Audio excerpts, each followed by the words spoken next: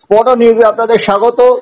আগামীকাল মোহনবাগানের young brigade, তারুণ্যে ভরা মোহনবাগান সুপার জায়ান্ট, অভিজ্ঞ খেলোয়াড় হাতে গোনা টাংরি, আকিব কুরিয়ান, সাহাল, এক ঝাঁক খেলোয়াড়কে নিয়ে এফসি গোয়ার পূর্ণ শক্তির দল মুখোমুখি হচ্ছে মোহনবাগান সুপার কাপের সেমিফাইনাল। আমাদের নিশ্চয়ই অক্ষয় তৃতীয়ার পূর্ণ লগ্নে নিশ্চয়ই নজর থাকবে। পাশাপাশি মোহনবাগানের ফুটবল সচিব এবং সচিব তারা কিন্তু জগন্নাথের ভক্ত, তারা প্রকাশ্যেই সেই কথা বলেন। অক্ষয় তৃতীয়ার পূর্ণ লগ্নে দীঘাতে আবার জগন্নাথ দেবের মন্দিরের উদ্বোধনও রয়েছে। রাজ্য সরকারের তরফে যে মন্দির করা হয়েছে, এরকম একটা মহা লগ্নে মোহনবাগানের তরুণরা কি জ্বলে উঠতে পারবে অলকদা? অ্যাকচুয়ালি দেখো, এটা তো একটা তোমার এটা তো সেকেন্ড লাইন আপ। এদেরও একটা প্রমাণ করার ব্যাপার আছে।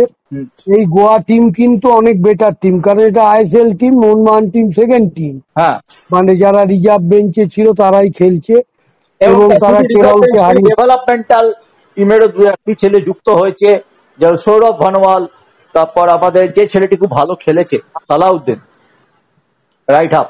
আসলে এরাও তো নিজেদের প্রমাণ করতে পারবে না, যেহেতু পরের বছরে একটা টিম করার ব্যাপার আছে। কারণ এখানে নিজেদের প্রমাণ করার চেষ্টা করবে, কিন্তু কঠিন ম্যাচ।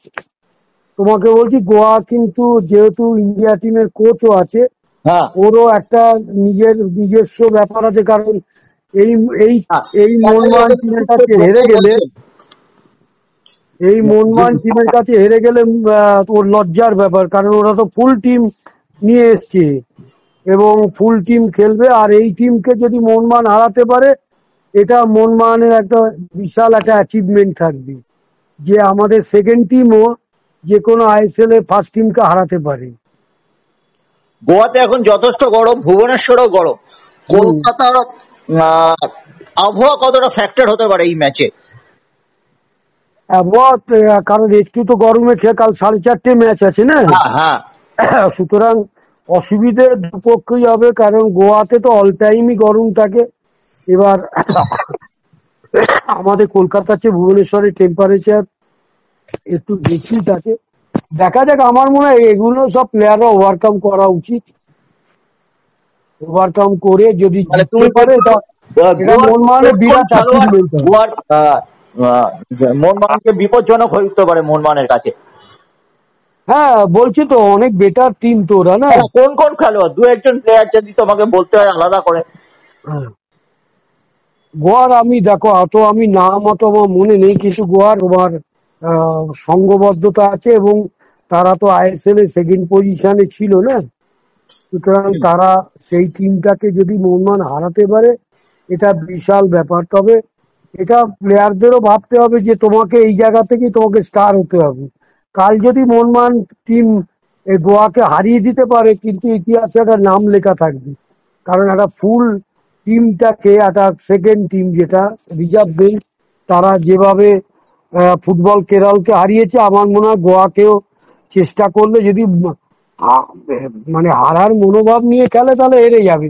কারণ কেরলের দিনে ওরা প্রচুর গোল কেরল মিস করেছে এবং মোহনবাগান কিন্তু আজকে খুবই পজিটিভ লেগেছে সাংবাদিক সম্মেলনে, কিন্তু তিনি তাকে খুবই ইতিবাচক কথাবার্তা বলতেই শোনা গেছে। কে? বাস্তব?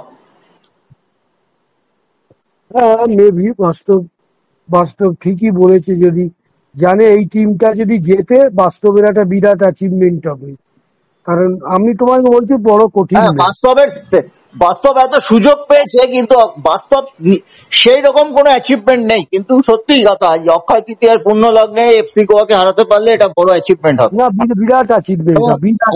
আমি কিন্তু বাস্তবের পাশাপাশি ডেগিকেও নম্বর দেবো। ডেগিরও বেশ কিছু ছেলে দারুণ খেলছে, সালাউদ্দিন, আমনদীপ। যেহেতু গোয়ার ছেলে, ও কিন্তু গোয়ার টিমটাকেও ভালো হোমওয়ার্ক করেছে। হ্যাঁ, নিঃসন্দেহে আমি তোমায় বলছি, কাল একটা ভালো ম্যাচ দেখবো এবং আমি খেলা দেখবো 4:30 থেকে। অনেক ধন্যবাদ অলকদা, তুমি দেখো।